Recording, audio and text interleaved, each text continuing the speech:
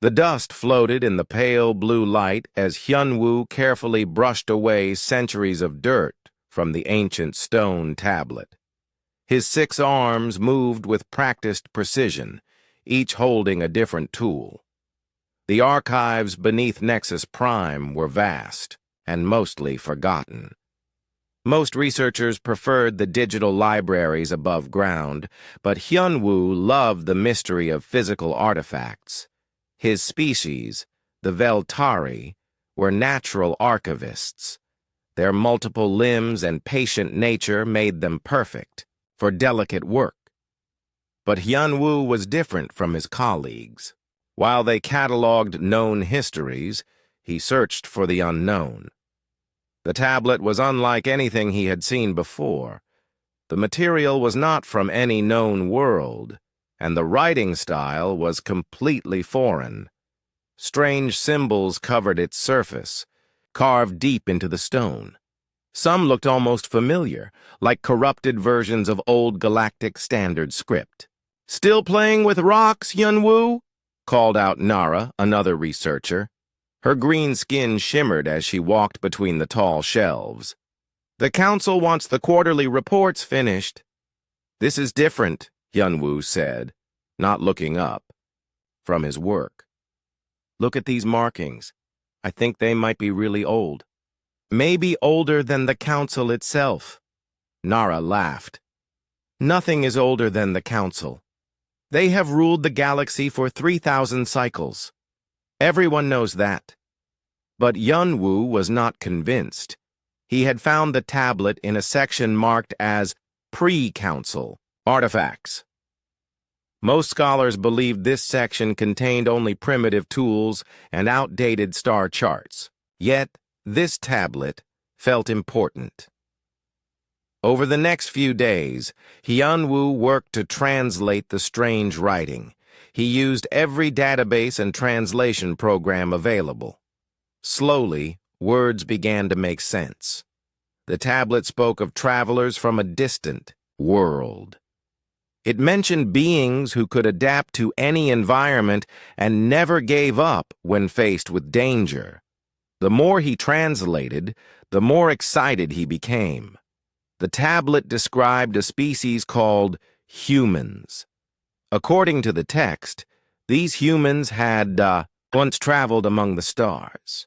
They were builders and explorers, but also fierce warriors when needed.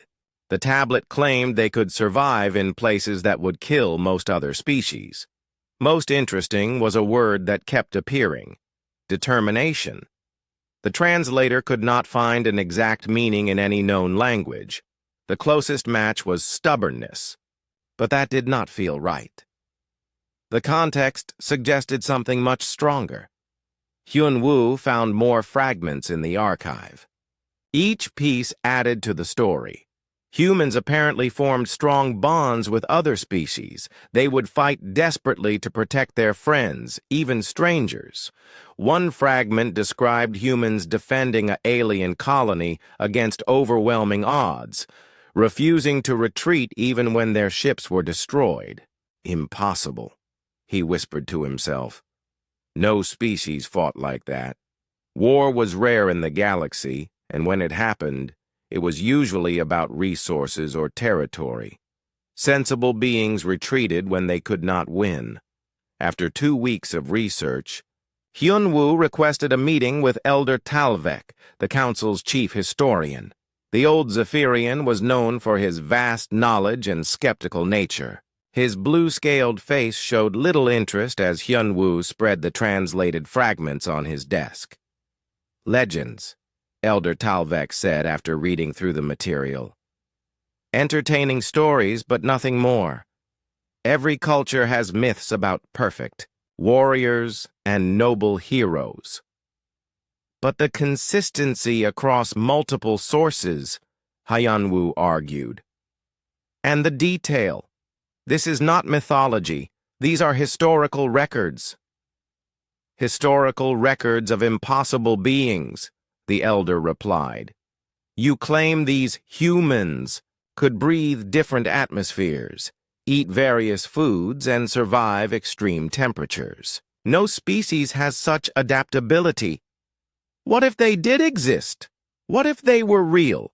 Elder Talvek leaned back in his chair. Young researcher, I have studied galactic history for 4 centuries. We have records of every spacefaring species in the galaxy. There are no humans. There have never been humans. But Hyun-woo was not discouraged. He returned to the archives with new purpose. If humans had existed, there had to be more evidence. He expanded his search, looking through records from different worlds and time periods. His breakthrough came in an unlikely place. Hidden inside a damaged cargo manifest from 1,000 cycles ago, he found a reference to human trade goods. The manifest was incomplete, but it mentioned items with properties that matched the tablet descriptions. More discoveries followed. A medical report describing unusual healing techniques learned from human doctors. A tactical manual that referenced human-style improvisation in desperate situations. A diplomatic record mentioning human negotiators who could understand any species' needs. Each piece was small and easily dismissed alone. Together they painted a picture of a species that had once been part of galactic civilization. A species that had helped, protected, and inspired others. Then, for unknown reasons, they had vanished. Hyun-woo began to wonder what had happened to them. Had they been destroyed in some ancient war? Had they left the galaxy voluntarily? Or were they still out there somewhere beyond the borders of known space? The question consumed him. He spent his days in the archives and his nights translating. His colleagues thought he was wasting time on fantasy stories. Nara tried to convince him to work on more practical projects. "You are obsessed with ghosts," she said one evening as they walked through the quiet archive halls. "Even if these humans existed once, they are gone now. What does it matter?" "It matters because they might return," Hyun-woo said. "The fragments suggest they left for a reason. What if that reason no longer exists? What if they are already on their way back?" Nara stopped walking. "That is crazy talk. The galaxy is peaceful. We have no need for ancient warriors." But as Hyun-woo looked up at the ceiling, imagining the vast space beyond, he wondered if that peace would last forever. The galaxy was a dangerous place. Maybe, somewhere in the darkness between stars, someone was watching and waiting. Someone who remembered their old friends and would return when needed. He thought about the word determination and finally understood its meaning. It was not just stubbornness. It was the refusal to abandon hope, the willingness to fight against impossible odds, the strength to keep going when everyone else gave up. If humans were real, if they were still alive somewhere, the galaxy might need that determination again someday. Hyun-woo continued his research, gathering every fragment he could find. He wanted to be ready when that day came. Captain Ji-won stared at the flickering display screen on the bridge of the New Seoul. The ship had been humanity's home for 3 generations, traveling through the empty space between star systems. Her grandparents had been born on Earth, but she had only known the metal corridors and recycled air of the massive vessel. "Captain, we are receiving a signal," announced Dong-min from his engineering station. His weathered hands moved quickly over the controls.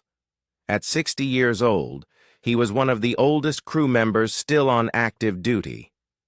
"It appears to be a distress call, but the language is unknown."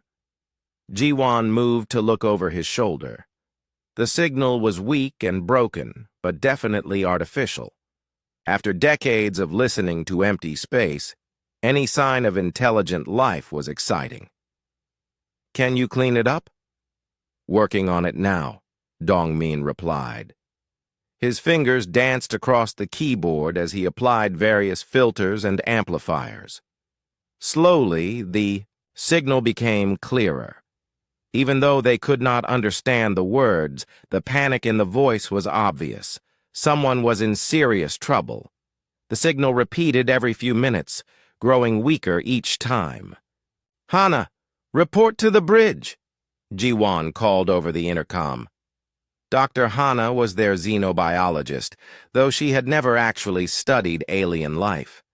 Her job was theoretical, preparing humanity for the day they might encounter other species.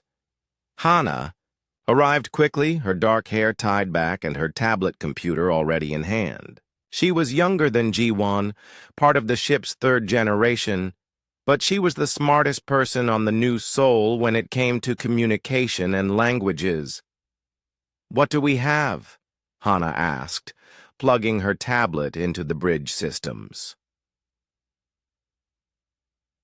"Unknown. Language, but definitely a distress call," Ji-won explained. "Can you work with it?" Hana listened to several repetitions of the signal. Her tablet ran linguistic analysis programs, looking for patterns and structure. "This is sophisticated," she said after a few minutes. "The grammar structure suggests a highly developed culture. And, Captain, the signal is coming from only 2 light hours away." Ji-won felt her heart rate increase. After 3 generations of searching, they might finally meet another intelligent species. But if someone was in distress, they needed help. Quickly. "Engineering? How long to reach the signal source?" she asked. "At maximum speed, about 6 hours," Dongmin replied. "But, Captain, we should be careful. We do not know what we will find there." Ji-won understood his concern. The new Sol was not a warship. It was an exploration vessel, designed for long-range travel and research. It had some defensive weapons, but nothing meant for serious combat. "We cannot ignore a distress call," she decided. "If someone needs help, we have to try. All hands, prepare for acceleration. We are changing course." The ship's engines hummed to life, pushing the new Sol toward the signal source. The crew worked quickly to prepare for whatever they might find. Medical teams checked their supplies. The small security force cleaned their weapons. Everyone hoped for a peaceful first contact, but they prepared for the worst. As they got closer, their sensors began picking up more information. There were at least 3 ships in the area. 2 were small and appeared damaged. The third was much larger and seemed to be attacking the others. "Captain, I am detecting weapons fire," reported Lieutenant Commander Tae-young from the tactical station. "Energy beams and projectile weapons. The large ship is definitely hostile." Ji-won watched the tactical display as the situation became clear. 2 smaller vessels were trying to escape from a much more powerful attacker. The smaller ships were losing badly. Their shields were failing and their weapons were no match for their enemy. "Are the small ships the source of the distress signal?" she asked. "Yes, Captain," Hana confirmed. "The signal is coming from the lead vessel." Ji-won had to make a choice. They could try to rescue the smaller ships, but that meant fighting the larger vessel. The new Sol had never been in combat before. Her crew were explorers and scientists, not warriors. But she thought about humanity's long journey through space. They had left Earth hoping to find friends among the stars. Now they had found someone who needed help. How could they turn away? Battle. "Stations!" she ordered. "All crews to combat positions. Engineering. Give me everything the engines can handle. Tactical, prepare weapons." "Captain," Dongmin said carefully, "that ship is 3 times our size. We might not be able to win this fight." "Maybe not," Ji-won agreed. "But we can try to help those people escape. That has to be enough." The new Sol accelerated toward the battle. As they got closer, they could see the damage to the smaller ships. Hull breaches, fires, and failing systems. The aliens inside were probably dying. "Tactical analysis complete," Tae-young announced. "The hostile ship has heavy armor and powerful weapons, but it moves slowly. If we use hit-and-run tactics, we might be able to damage their weapon systems." "Do it," Ji-won ordered. The new soul came in fast and low, using the gravity of a nearby asteroid to increase their speed. Their first attack caught the hostile ship completely by surprise. Human weapons were different from anything the aliens had seen before. Kinetic rounds and explosive missiles struck the enemy's weapon arrays. The large ship tried to turn and fight, but the new soul was already gone, swinging around another asteroid for a second attack run. This time they targeted the engines, using coordinated strikes to overload the alien ship's power systems. "Their weapons are down," Tae-young reported, "but they are launching smaller attack craft." The battle became a deadly dance among the asteroids. Human pilots, trained in zero-gravity maneuvering, used the rocky terrain to their advantage. They hid behind large rocks, used gravity to slingshot around obstacles, and coordinated attacks.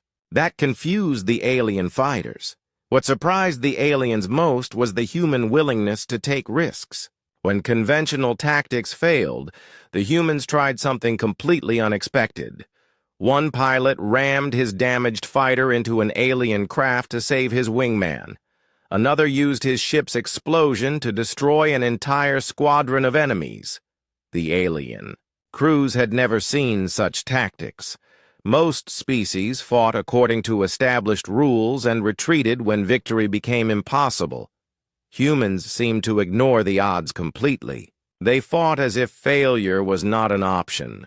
After 2 hours of battle, the large alien ship retreated.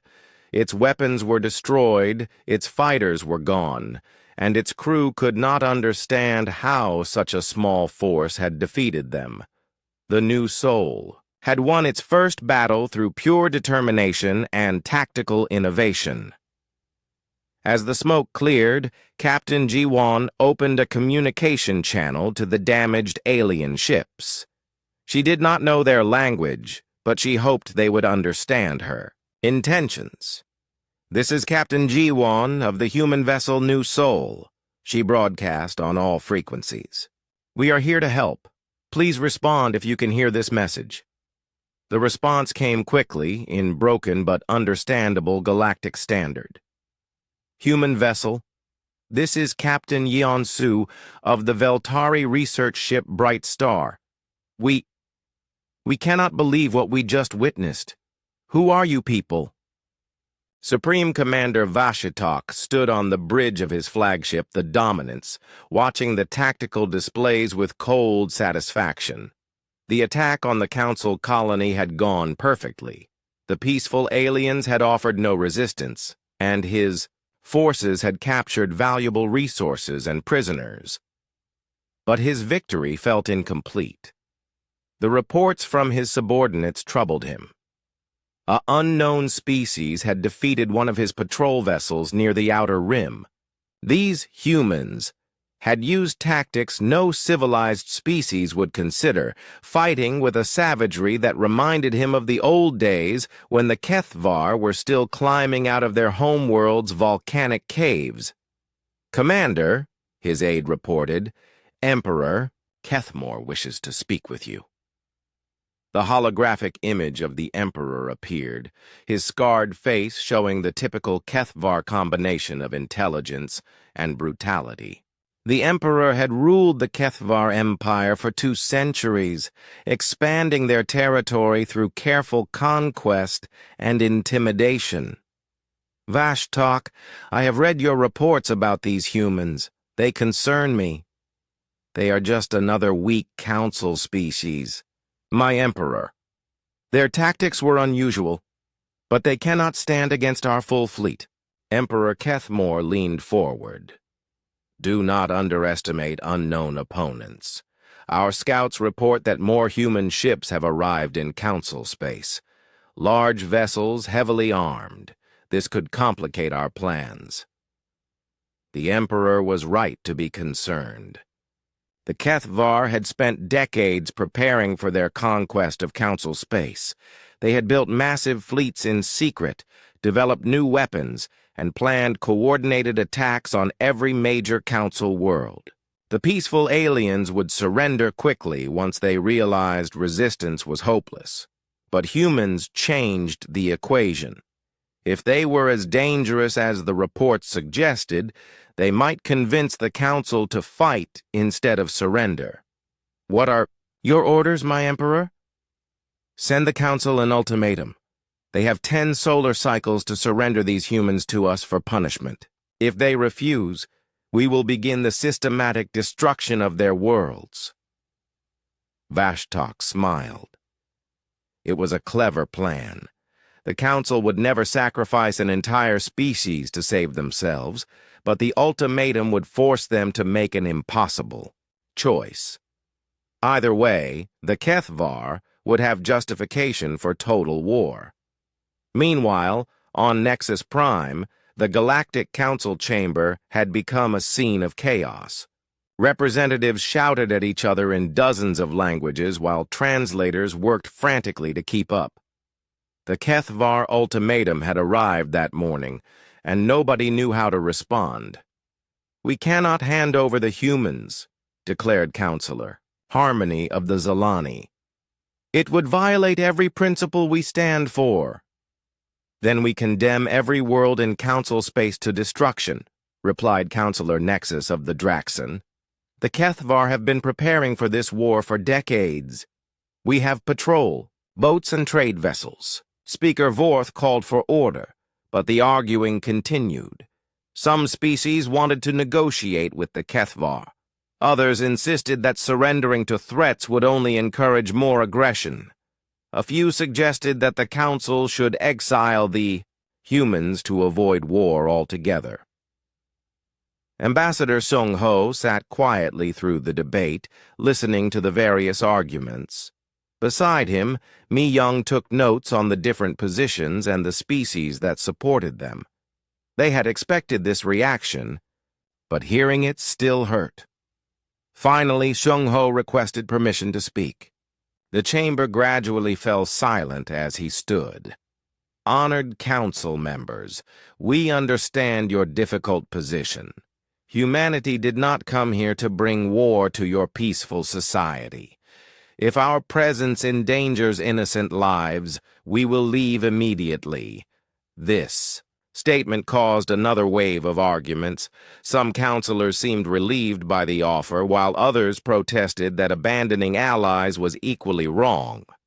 However, Sung Ho continued, "leaving will not solve your problem. The Kethvar were planning this war long before we arrived. Our presence has merely accelerated their timeline." He activated a holographic display showing intelligence gathered by human scouts. "These are images of Kethvar military installations. Beyond your borders, massive shipyards, training facilities, and weapon factories. This is not a response to our arrival. This is the culmination of a decades-long plan." The council members stared at the evidence in shock. Many had never seen military preparations on such a scale. The Kethvar had been building an invasion, force larger than all council fleets combined. Counselor Nexus spoke first. "How did you gather this information so quickly?" Mi Young answered. "Human ships are designed for exploration and reconnaissance. We have been mapping Kethvar territory since we arrived in this sector. What we found confirms our worst fears." She activated another display showing Kethvar fleet movements. "They are already positioning forces for attacks on multiple council worlds. Whether you surrender us or not, the invasion will begin within days." The chamber fell silent as the implications sank in. The council's choice was not between peace and war. The choice was between fighting with human allies or facing destruction alone. Elder Talvek, who had traveled from the archives to witness these historic events, stood slowly. "I have studied galactic history for 4 centuries. Never have we faced a threat like this. Our society was built on the assumption that reason could overcome any conflict. He looked around the chamber at representatives from dozens of species. Perhaps our assumption was wrong. Perhaps there are some enemies who only understand strength. Hyun-woo, sitting in the observer section, felt his heart's racing. The legends he had studied spoke of humans as protectors who appeared in times of great need. Now he was watching those legends come to life. Council Speaker Vorth called for a formal vote. The question before us is simple. Do we accept human assistance in defending council space, or do we attempt to appease the Kethvar through surrender? Date. Vote was closer than expected. Traditional peacekeeping species voted against human involvement, while more pragmatic voices supported acceptance. In the end, the deciding factor was fear. The evidence of Kethvar preparations was too overwhelming to ignore. By a margin of 7 votes, the Council accepts human assistance in defending our member worlds. Ambassador Sung-ho bowed formally. We are honored by your trust. Humanity will not let you down. But even as he spoke, alarms began sounding throughout the station. The first Kethvar attack fleets had arrived at the edge of Council space. The war that would determine the fate of galactic civilization was about to begin. Supreme Commander Vashatok smiled as his scouts reported the Council's decision. They had chosen to fight alongside the humans. Good. It would make their destruction more satisfying. All fleets, begin the assault, he ordered. Show these peaceful aliens what happens when they defy the Kethvar Empire. Across the galaxy, massive warships emerged from hyperspace near Council worlds. The invasion had begun, and the Council's peaceful society was about to face its greatest test. In the depths of space, human vessels moved to intercept the attackers. Admiral Bo-Ra, commanding the human task force, watched the tactical displays with grim determination. Her forces were outnumbered 10-1, but they had advantages the Kethvar could not imagine. All ships, engage the enemy, she ordered. Show them what human determination looks like. Admiral Bo-Ra stood before the Emergency War Council on Haven Station, her uniform bearing the scars of 3 desperate battles in the past week. Around the table sat representatives from every major council species, their faces showing varying degrees of shock, fear, and disbelief. The situation is worse than we anticipated, she began, activating the tactical display. Red markers showed Kethvar forces throughout Council space. They have attacked 17 worlds simultaneously. Our defensive fleets are scattered and outnumbered. Counselor Harmony of the Zilani looked pale. The casualty reports from Zilani Prime are devastating. Millions of civilians dead or captured. How is this possible? The Kethvar do not follow your rules of warfare, Admiral Bo-Ra replied bluntly. They target civilian populations to break morale. They use captured prisoners as shields for their ships. They poison water supplies and destroy food production facilities. The council members shifted uncomfortably.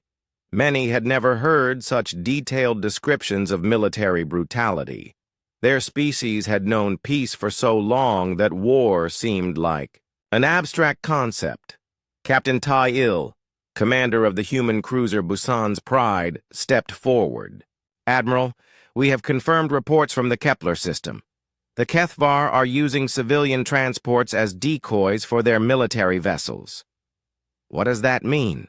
Asked Counselor Nexus.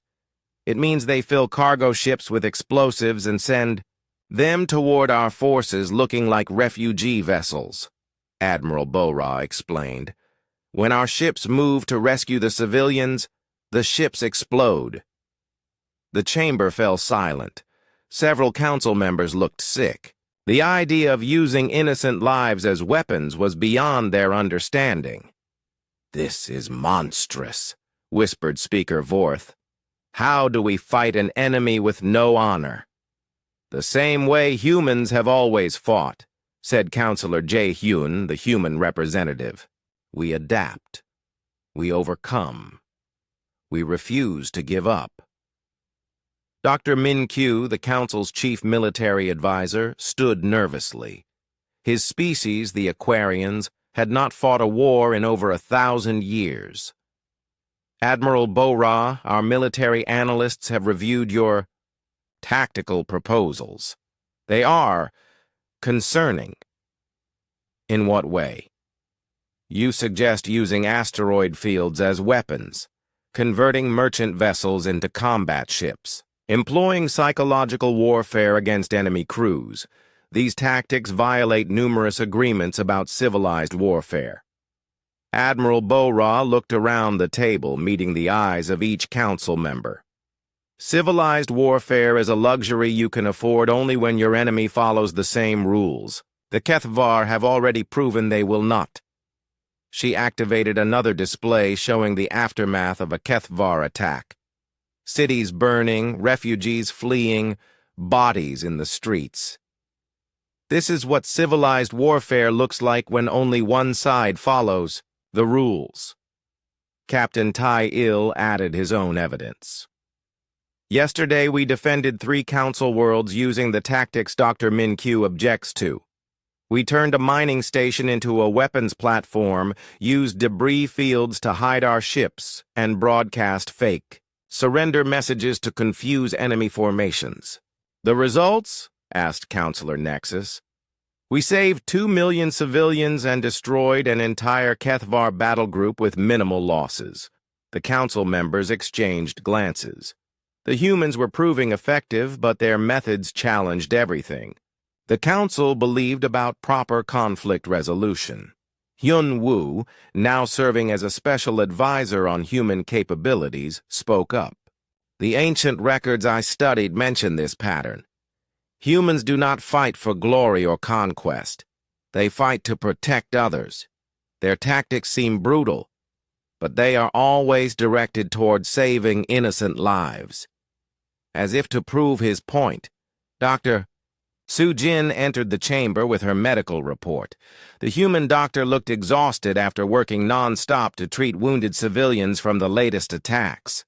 "The Kethvar are using biological weapons," she announced. "Diseases specifically, designed to kill council species while leaving their own forces unaffected. We need to begin immediate vaccination programs for all inhabited worlds." "Do we have vaccines for these diseases?" asked Dr. Min-kyu. "Not yet, but we are developing them. Human immune systems seem resistant to Kethvar bioweapons, so we can create treatments based on our antibodies." This news sparked another debate. Some council members were grateful for human medical assistance. Others worried about the implications of species-specific biological warfare. During a break in the session, Captain Yeon-soo approached Admiral Bo-ra. The Veltari officer had volunteered to serve with human forces after witnessing their effectiveness firsthand. "Admiral, my crew has completed integration training with your tactical systems. We are ready for assignment." Bo-ra smiled. It was encouraging to see council species willing to adapt to human methods. "How are your people adjusting to our combat doctrine?" "It is difficult," Yeon-soo admitted. "Our natural instinct is to retreat when facing superior numbers. But your crews have taught us that sometimes the impossible becomes possible through determination and creative thinking." "And your crew accepts this?" "They do now. After seeing human pilots ram damaged fighters into enemy dreadnoughts to save civilian transports, they understand that some things are worth dying for." When the session resumed, Admiral Bo-ra presented her strategic assessment. "The Kethvar have numerical superiority, better weapons, and the advantage of surprise. In a conventional war, We cannot win." The council members looked horrified. "Then, what do you propose?" asked Speaker Vorth. "We do not fight a conventional war. We use every advantage we have: mobility, intelligence, adaptability, and the willingness to take risks our enemies would consider insane." She outlined her plan. Human ships would form the core of small, fast strike forces. Council vessels would provide support and specialized capabilities. Together they would hit Kethvar supply lines, communications networks, and isolated outposts. "This is guerrilla warfare," Dr. Min-Q objected. "It violates the principles of honorable combat." "Honor is a luxury the dead cannot afford," replied Captain Tae-il. "Our job is to keep Council civilians alive, not to satisfy ancient ideas about proper warfare."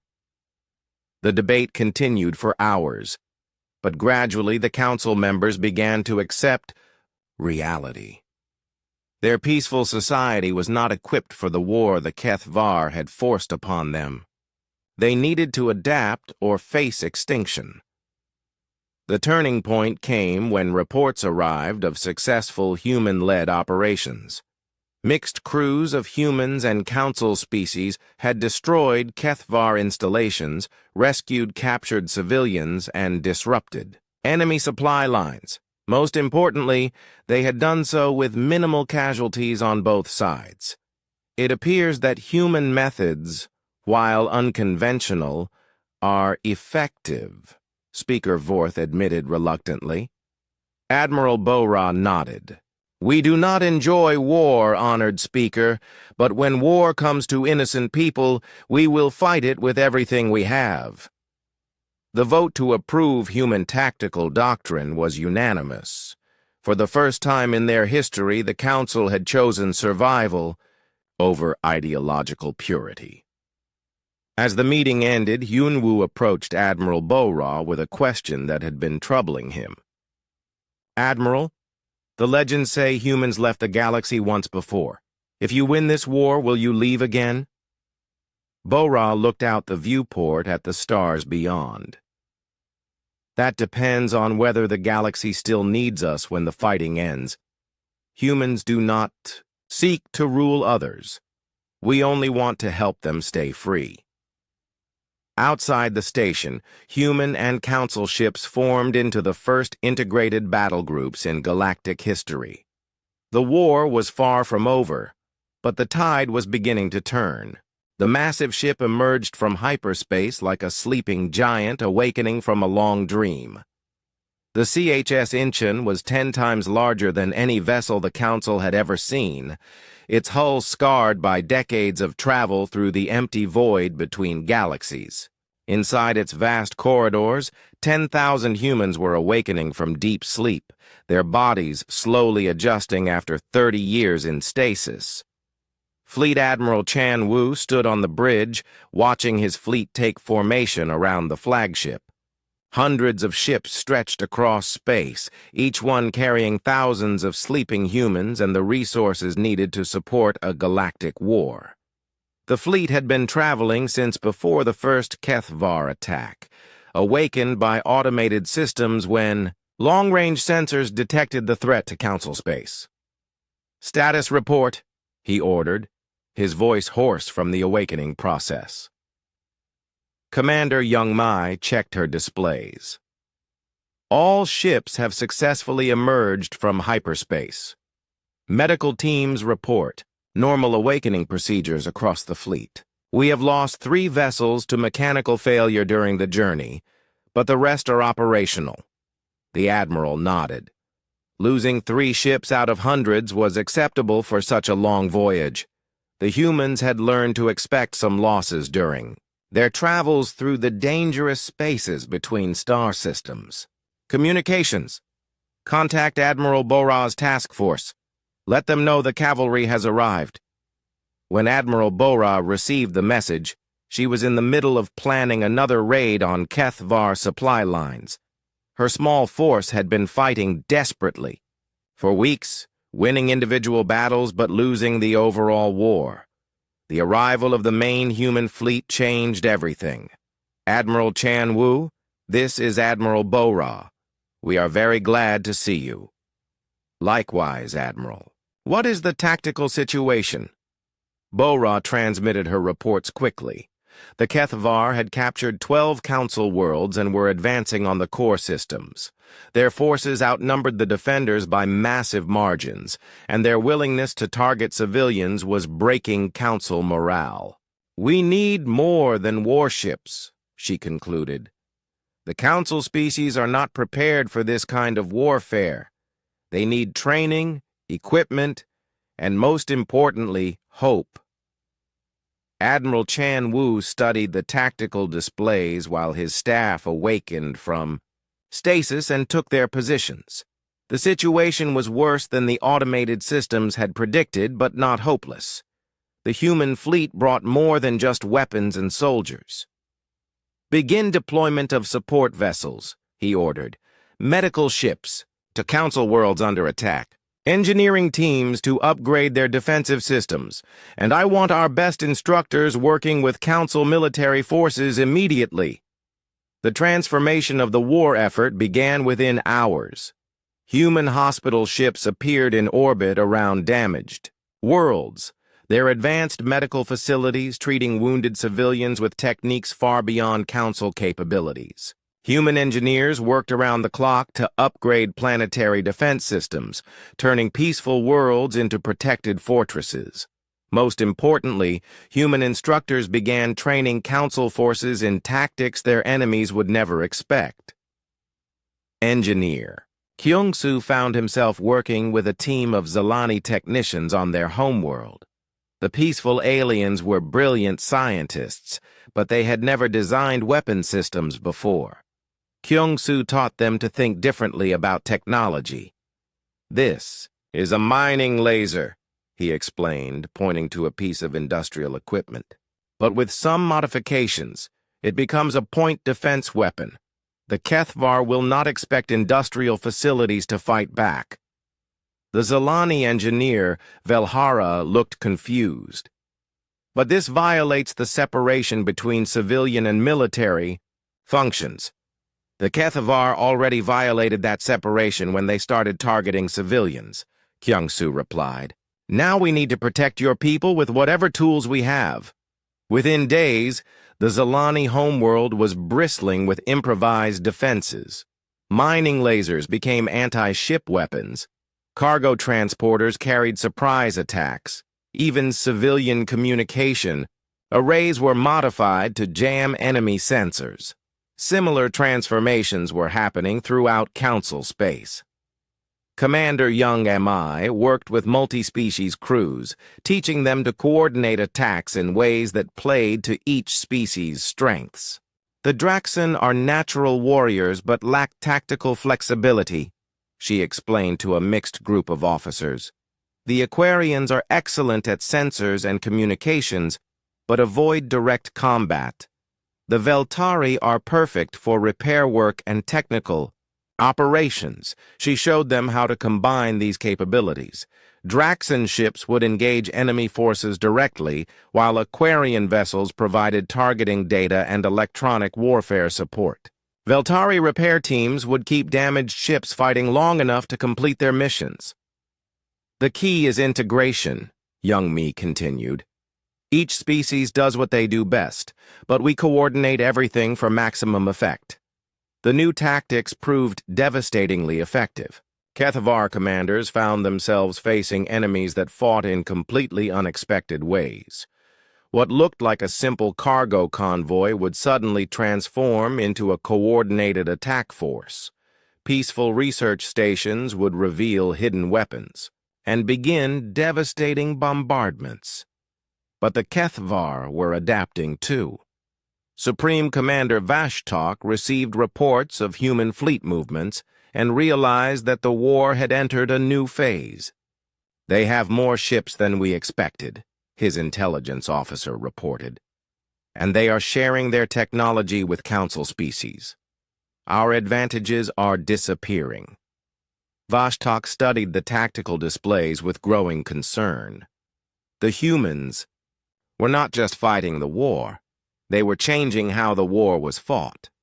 Their willingness to blur the lines between civilian and military, their use of improvised weapons, and their integration of different species' capabilities were creating problems he had never encountered. "Increase the pressure," he ordered. "Begin targeting human ships specifically. If we can eliminate their leadership, the Council species will collapse." The Kethvar launched coordinated attacks on human fleet elements, but they found their enemies ready for them. Human commanders had anticipated this response and prepared accordingly. Admiral Chan Wu personally led the defense of the Nexus system when 3 Kethvar battle groups attempted to destroy the Council's capital. His flagship, surrounded by integrated Human Council task forces, met the enemy head-on. The battle became a demonstration of everything humans had taught their allies. Draxan heavy cruisers absorbed enemy fire while Aquarian sensor ships guided precise strikes against Kethvar. Weak points. Veltari repair vessels kept damaged ships fighting far longer than should have been possible. And through it all, human vessels darted between their larger allies, using speed and unpredictability to confuse enemy formations. When conventional tactics failed, human crews tried something completely new, often succeeding through pure audacity. The climax came when Admiral Chan Wu's flagship suffered critical damage. Rather than retreat, he ordered a ramming attack on the enemy command vessel. The sight of a massive human dreadnought charging directly at them, its weapons blazing and its crew refusing to yield, broke the morale of the entire Kethvar fleet. "They are insane," one Kethvar captain reported to Supreme Commander Vashatok. "They fight as if death means nothing to them." But that was not true. Death meant everything to humans. The deaths of innocents, the deaths of allies, the deaths of anyone who could not protect themselves. What the Kethvar saw as insanity was actually the purest form of determination, the refusal to let evil triumph while good people could still fight. As the Kethvar forces retreated from Nexus Prime, the integrated fleet pursued them relentlessly. The war was far from over, but the balance had shifted. The galaxy's peaceful species had learned to fight, and their human allies had shown them that victory was possible. On the bridge of his damaged flagship, Admiral Chan Wu watched the enemy flee. Around him, humans and aliens worked together to repair their ship and prepare for the next battle. This was what humanity had traveled so far to find, not just other intelligent life, but worthy allies in the endless struggle between hope and despair. The fleet had awakened, and the galaxy would never be the same. The massive shadow of the world ender fell across Nexus Prime like a dark moon. Emperor Kethmor's flagship was larger than most space stations, bristling with weapons that could crack planets and carrying enough troops to conquer entire star systems. Behind it came the largest Kethvar fleet ever assembled, hundreds of ships converging on the Council's capital world in a final, desperate assault. Emperor Kethmor stood in his command chamber, watching the peaceful world grow larger on his displays. For months, the humans and their Council allies had frustrated his forces with their unpredictable tactics and stubborn resistance. But this would end it. Destroying Nexus Prime would break the spirit of every species in Council space. "All ships, prepare for planetary bombardment," he ordered. "We will turn their capital into a monument to Kethvar power." On the surface of Nexus Prime, evacuation sirens wailed across the great cities. Millions of civilians rushed toward underground shelters and transport ships, but there was not enough time to save everyone. The approaching fleet was too large and too fast. Admiral Bora watched the enemy approach from the bridge of her flagship, the redesigned Council vessel Unity. Around her, the largest combined fleet in galactic history prepared for battle. Human ships formed the core of the formation, but they were surrounded by vessels from every Council species. Draxan battleships, Aquarian sensor platforms, Veltari support ships, and dozens of other designs created a defensive wall around the planet. "Enemy fleet will be in weapons range in 30 minutes, reported Captain Yunsu from her integrated command station. The Veltari officer had become one of Admiral Bora's most trusted advisors, understanding both human tactics and Council capabilities. "All ships, battle formation Omega," Bora ordered. "Protect the evacuation transports. Do not let a single enemy vessel reach the planet." The combined fleet moved into position with practiced precision. Months of fighting together had taught humans and Council species to coordinate like a single organism. Heavy ships took forward positions while faster vessels prepared for hit-and-run attacks. Support craft stayed back to assist damaged vessels and maintain communications. But everyone knew the odds were impossible. The Kethvar fleet outnumbered them 3-1, and the World Ender alone was more powerful than any 5 ships in the defensive formation. Captain Jiwon commanded a mixed squadron of human and alien vessels from her flagship, the New Soul. Her crew now included Dong Min as chief engineer, Dr. Hana as science officer, and Hyun Woo as tactical advisor. They had fought together through dozens of battles, learning to think as one mind. "Captain," Hyun Woo reported, "I am detecting unusual energy readings from the enemy flagship. It appears to be charging some kind of super weapon." On his display, the World Ender's massive forward section glowed with building power. If that weapon fired at full strength, it could destroy every ship in the defensive fleet with a single shot. "All ships, evasive maneuvers," Admiral Bora ordered. "Do not let them achieve target lock." The combined fleet scattered like startled birds, but the World Ender tracked them easily. Its weapon continued charging, building toward devastating release. Engineer Dongmin studied the sensor readings with growing concern. "Captain, that energy signature is similar to our own plasma drives, but scaled up enormously. If they fire that weapon, the explosion will damage their own fleet as well as ours. They are willing to sacrifice their own ships to destroy us," Captain Ji-won realized. "This is not just an attack. It is a suicide mission."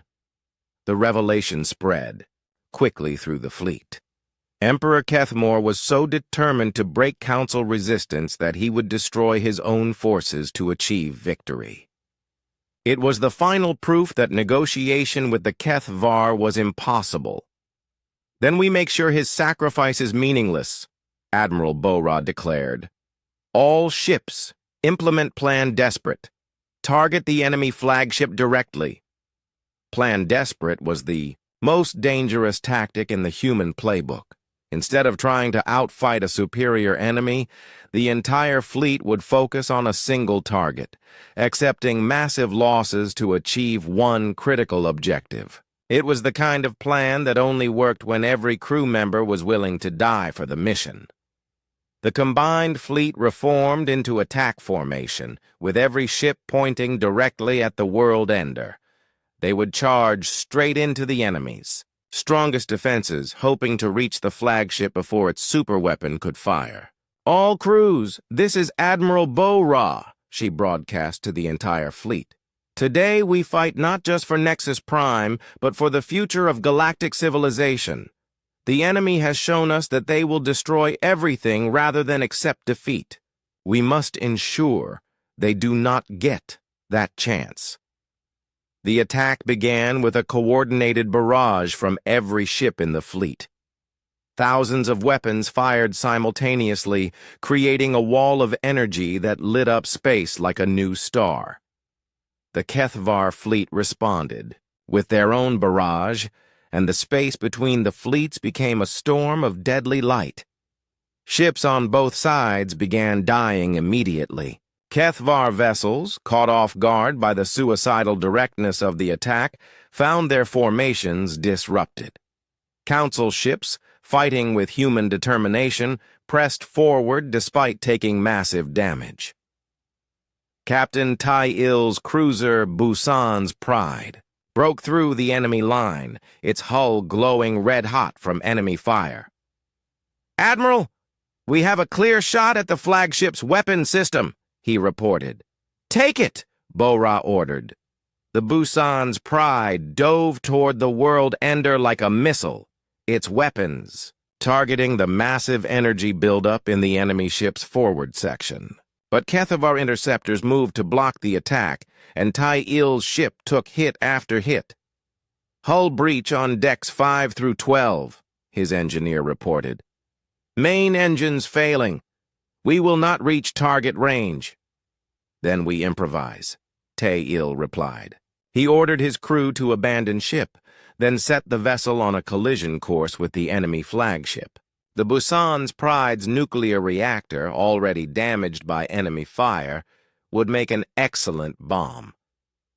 Captain Jiwon watched her friend's sacrifice with tears in her eyes. "All ships, support Busan's Pride. Clear them a path. The New Soul and a dozen." Other vessels formed a protective screen around the dying cruiser, absorbing enemy fire that would have stopped the ramming attack. Yonsu coordinated the defense with inhuman precision, her multiple arms dancing across control systems as she directed overlapping fields of fire. The Busan's Pride struck the world ender just as its superweapon reached full charge. The explosion was visible from the planet's surface, a new sun burning in the darkness of space.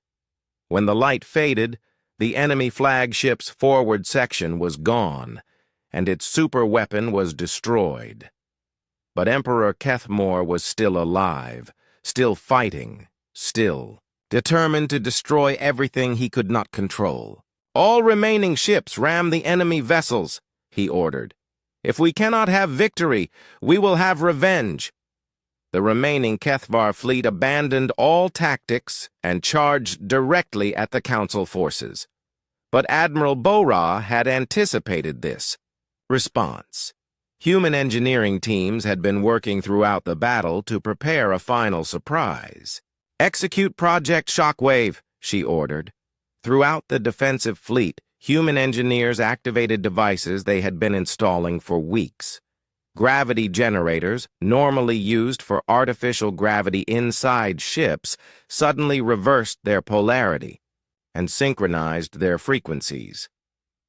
The result was a massive gravitational pulse that swept through space like an invisible tidal wave. Kethvar ships, designed for conventional space combat, could not compensate for the sudden gravitational chaos. Their formations collapsed as vessels were pulled off course or crushed by conflicting gravitational fields. Many ships simply broke apart under stresses their hulls were never designed to handle. The world ender, damaged by the Busan's Pride's sacrifice, could not resist the gravitational assault. Its massive bulk buckled and twisted as competing forces tore at its structure. Emergency lights flickered throughout the ship as systems failed one by one.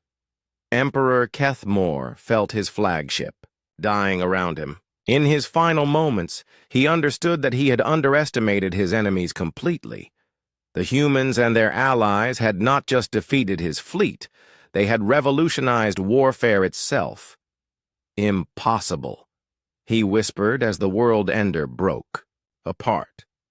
"No species fights like this." Captain Jiwon led the boarding parties that secured the few surviving Kethvar vessels. Working with Hyunwoo and a mixed team of human and council marines, she searched for survivors and intelligence that might prevent future conflicts. What they found horrified them. The Kethvar had been planning to use biological weapons against every council species, genocide on a scale never before imagined. The attack on Nexus Prime was just the beginning of a campaign to exterminate all non-Kethvar life in the galaxy. "Thank the ancestors we stopped them here," Hyun-woo said, reading through the captured plans. "If they had succeeded, billions would have died." The siege of Nexus Prime was over, but the cost had been enormous. Half the defensive fleet was destroyed or damaged beyond repair. Thousands of brave beings from dozens of species had given their lives to protect the innocent. Yet as Admiral Bo-Ra stood on the bridge of her damaged flagship, watching rescue ships tend to survivors and debris, she felt hope rather than despair. The galaxy's peaceful species had learned to fight for what? 3 months after the destruction of the world Ender, representatives from across the galaxy gathered in the rebuilt council chambers on Nexus Prime. The Great Hall had been expanded to accommodate delegates from former Kethvar worlds, species that had been enslaved by the Empire and were now free to choose their own destinies. Captain Ji-won stood at the central podium, wearing the uniform of the newly created Galactic Defense Force. The organization was unlike anything the galaxy had ever seen, a permanent military structure with crews drawn from every member species, dedicated to protecting peace rather than conquering territory. 6 months ago, the galaxy believed humans were myths, she began, her voice carrying to every corner of the chamber. Today, we stand together as proof that legends can become reality when people refuse to surrender hope. The audience included familiar faces from the long struggle. Admiral Bo-Ra sat with the military delegation, her chest bearing medals from a dozen different worlds. Dr. Hana worked with the Xenobiological Committee, helping former enemies integrate into galactic society. Engineer Dongmin advised the Technology Sharing Commission, ensuring that human innovations would benefit everyone.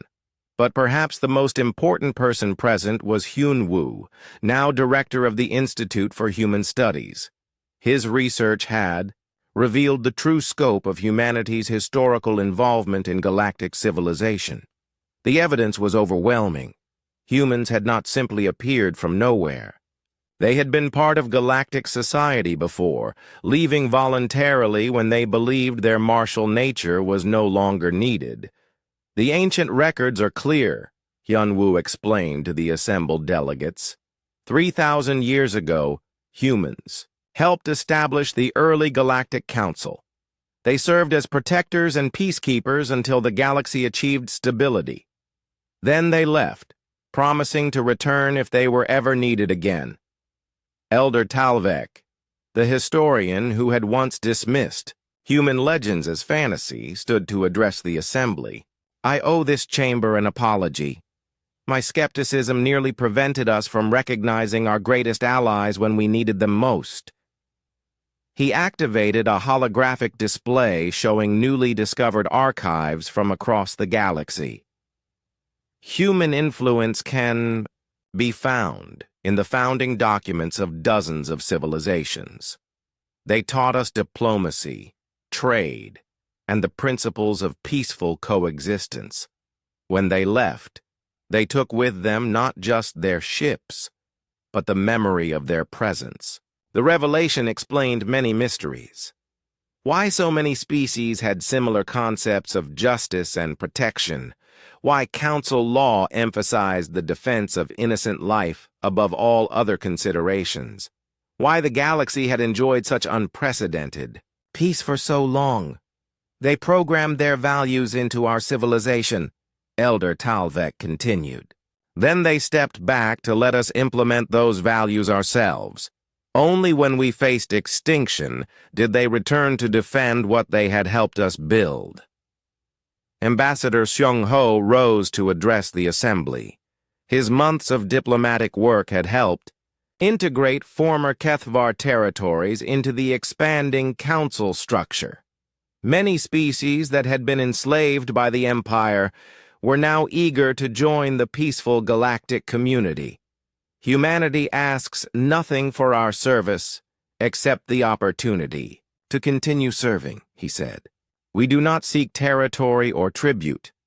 We want only to help preserve the peace and freedom that benefits all species. But the galaxy had changed during the war. The naive pacifism of the old council had been replaced by a more realistic understanding of the challenges facing civilization. Peace required strength to defend it, and strength required preparation and cooperation. Admiral Chan Wu presented the new defense doctrine to the Assembly. The Galactic Defense Force will be headquartered on 12 worlds throughout Council space. Each installation will train mixed crews in both combat and peacekeeping operations. Our mission is to ensure that what happened with the Kethvar never happens again. The force would be commanded jointly by humans and council species, with rotating leadership ensuring that no single culture dominated military policy. Human tactical innovation would be balanced by alien technological capabilities and diverse perspectives on conflict resolution. Captain Yon Su, now serving as Deputy Commander of the Defense Force, explained the integration process. Every crew will include multiple species working together. Humans provide tactical flexibility and determination. Draxan contribute warrior instincts and heavy combat capability. Aquarians offer sensor expertise and communication skills. Veltari bring technical knowledge and repair capabilities. The combination had proven devastatingly effective during the war. Now it would serve to maintain peace through strength, deterring future aggressors while providing humanitarian aid to those in need. But perhaps the most significant change was in the galaxy's understanding of itself. The war had revealed hidden strength in supposedly peaceful species. Zelani engineers had created weapons that amazed human tacticians. Aquarian sensor operators had developed detection methods that revolutionized space warfare. Even the most pacifist cultures had contributed to the defense effort when they understood what was at stake. We learned that peace is not the absence of conflict, Speaker Vorth explained to the Assembly. Peace is the presence of justice, defended by those willing to sacrifice for others. The new Galactic Compact reflected this understanding. Member worlds would maintain defensive capabilities while continuing to resolve disputes through diplomacy. The Defense Force would intervene only when peaceful solutions failed, but when they did intervene, they would do so with overwhelming force and clear moral authority. As the formal sessions concluded, smaller groups met to discuss specific aspects of the new galactic order. Dr. Su Jin worked with medical committees to establish treatment protocols for species affected by biological warfare. Engineer Kyung Soo collaborated with technology councils to share defensive innovations. Commander Young Mai trained the first generation of integrated military officers.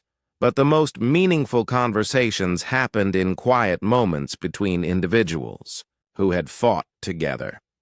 Captain Ji-Wan found Hyun-Woo in the archives, updating historical records with newly discovered evidence of human involvement in galactic development.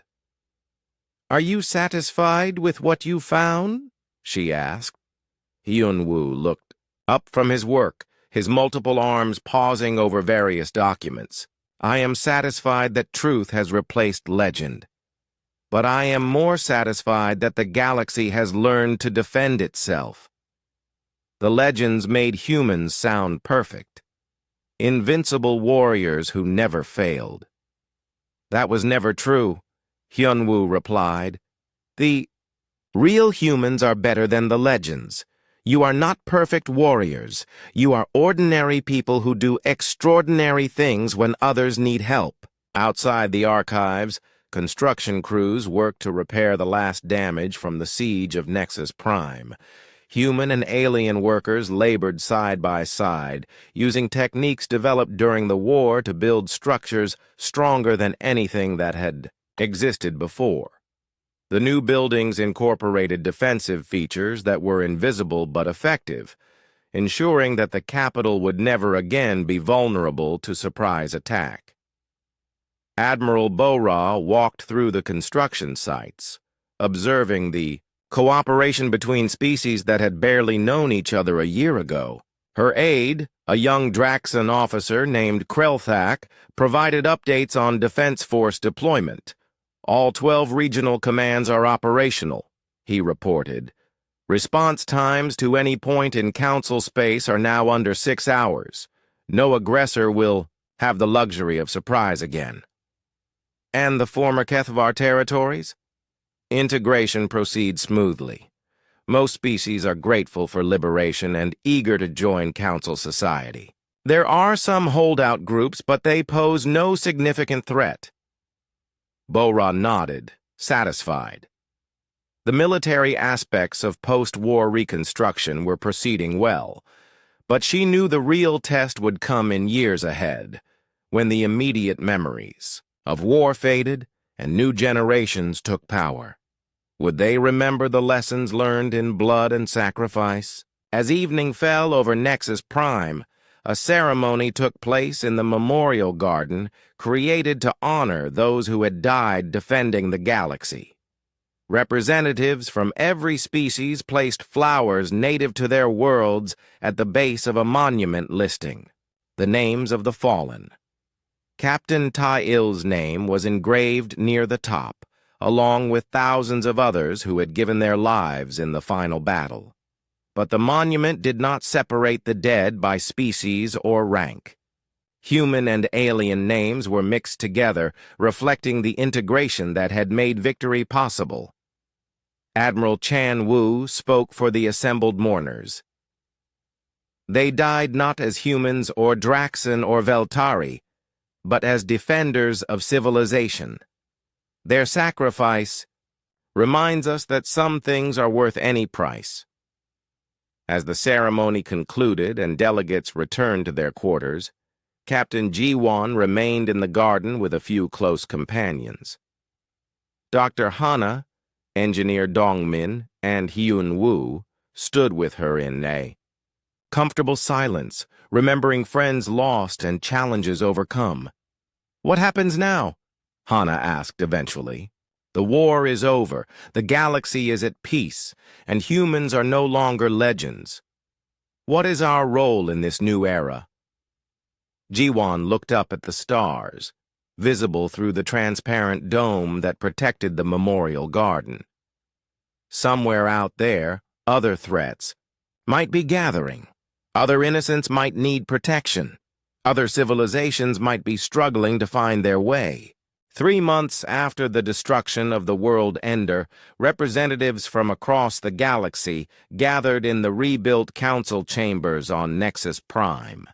The Great Hall had been expanded to accommodate delegates from former Kethvar worlds, species, that had been enslaved by the Empire and were now free to choose their own destinies. Captain Ji-Won stood at the central podium, wearing the uniform of the newly created Galactic Defense Force. The organization was unlike anything the galaxy had ever seen, a permanent military structure with crews drawn from every member species dedicated to protecting peace rather than conquering territory. 6 months ago, the galaxy believed humans were myths, she began, her voice carrying to every corner of the chamber. Today, we stand together as proof that legends can become reality when people refuse to surrender hope. The audience included familiar faces from the long struggle. Admiral Bora sat with the military delegation, her chest bearing medals from a dozen different worlds. Dr. Hana worked with the Xenobiological Committee, helping former enemies integrate into galactic society. Engineer Dong Min advised the Technology Sharing Commission, ensuring that human innovations would benefit everyone. But perhaps the most important person present was Hyun Woo, now director of the Institute for Human Studies. His research had revealed the true scope of humanity's historical involvement in galactic civilization. The evidence was overwhelming. Humans had not simply appeared from nowhere. They had been part of galactic society before, leaving voluntarily when they believed their martial nature was no longer needed. The ancient records are clear, Hyun-woo explained to the assembled delegates. 3,000 years ago, humans helped establish the early Galactic Council. They served as protectors and peacekeepers until the galaxy achieved stability. Then they left, promising to return if they were ever needed again. Elder Talvek, the historian who had once dismissed human legends as fantasy, stood to address the assembly. I owe this chamber an apology. My skepticism nearly prevented us from recognizing our greatest allies when we needed them most. He activated a holographic display showing newly discovered archives from across the galaxy. Human influence can be found in the founding documents of dozens of civilizations. They taught us diplomacy, trade, and the principles of peaceful coexistence. When they left, they took with them not just their ships, but the memory of their presence. The revelation explained many mysteries. Why so many species had similar concepts of justice and protection, why council law emphasized the defense of innocent life above all other considerations, why the galaxy had enjoyed such unprecedented peace for so long. They programmed their values into our civilization, Elder Talvek continued. Then they stepped back to let us implement those values ourselves. Only when we faced extinction did they return to defend what they had helped us build. Ambassador Shung Ho rose to address the assembly. His months of diplomatic work had helped integrate former Kethvar territories into the expanding council structure. Many species that had been enslaved by the Empire were now eager to join the peaceful galactic community. Humanity asks nothing for our service except the opportunity to continue serving, he said. We do not seek territory or tribute. We want only to help preserve the peace and freedom that benefits all species. But the galaxy had changed during the war. The naive pacifism of the old council had been replaced by a more realistic understanding of the challenges facing civilization. Peace required strength to defend it, and strength required preparation and cooperation. Admiral Chan Wu presented the new defense doctrine to the assembly. The Galactic Defense Force will be headquartered on 12 worlds throughout Council space. Each installation will train mixed crews in both combat and peacekeeping operations. Our mission is to ensure that what happened with the Kethvar never happens again. The force would be commanded jointly by humans and council species with rotating leadership, ensuring that no single culture dominated military policy. Human tactical innovation would be balanced by alien technological capabilities and diverse perspectives on conflict resolution. Captain Yan Su, now serving as Deputy Commander of the Defense Force, explained the integration process. Every crew will include multiple species working together. Humans provide tactical flexibility and determination. Draxan contribute warrior instincts and heavy combat capability. Aquarians offer sensor expertise and communication skills. Veltari bring technical knowledge and repair capabilities. The combination had proven devastatingly effective during the war.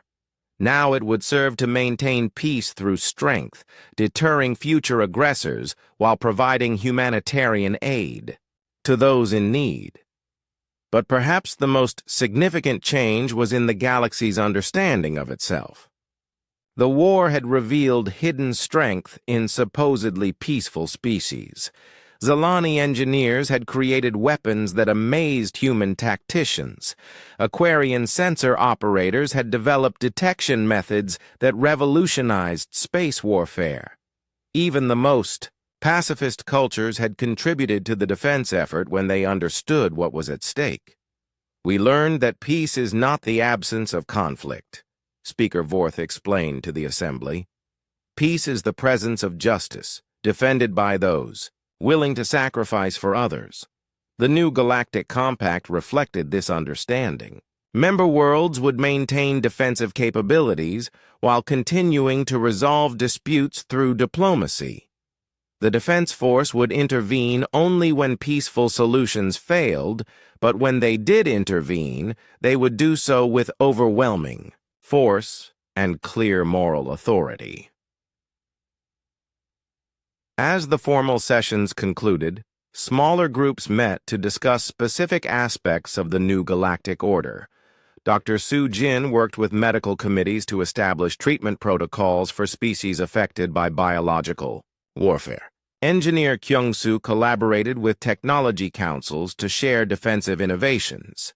Commander Young-mi trained the first generation of integrated military officers. But the most meaningful conversations happened in quiet moments between individuals who had fought together. Captain Ji-won found Hyun-woo in the archives, updating historical records with newly discovered evidence of human involvement in galactic development. "Are you satisfied with what you found?" she asked. Hyun-woo looked up from his work, his multiple arms pausing over various documents. "I am satisfied that truth has replaced legend, but I am more satisfied that the galaxy has learned to defend itself." The legends made humans sound perfect, invincible warriors who never failed. "That was never true," Hyun-woo replied. "The EID real humans are better than the legends. You are not perfect warriors. You are ordinary people who do extraordinary things when others need help." Outside the archives, construction crews worked to repair the last damage from the siege of Nexus Prime. Human and alien workers labored side by side, using techniques developed during the war to build structures stronger than anything that had existed before. The new buildings incorporated defensive features that were invisible but effective, ensuring that the capital would never again be vulnerable to surprise attack. Admiral Bo-Ra walked through the construction sites, observing the cooperation between species that had barely known each other a year ago. Her aide, a young Draxan officer named Krelthak, provided updates on Defense Force deployment. "All 12 regional commands are operational," he reported. "Response times to any point in Council space are now under 6 hours. No aggressor will have the luxury of surprise again." "And the former Kethavar territories?" "Integration proceeds smoothly. Most species are grateful for liberation and eager to join Council society. There are some holdout groups, but they pose no significant threat."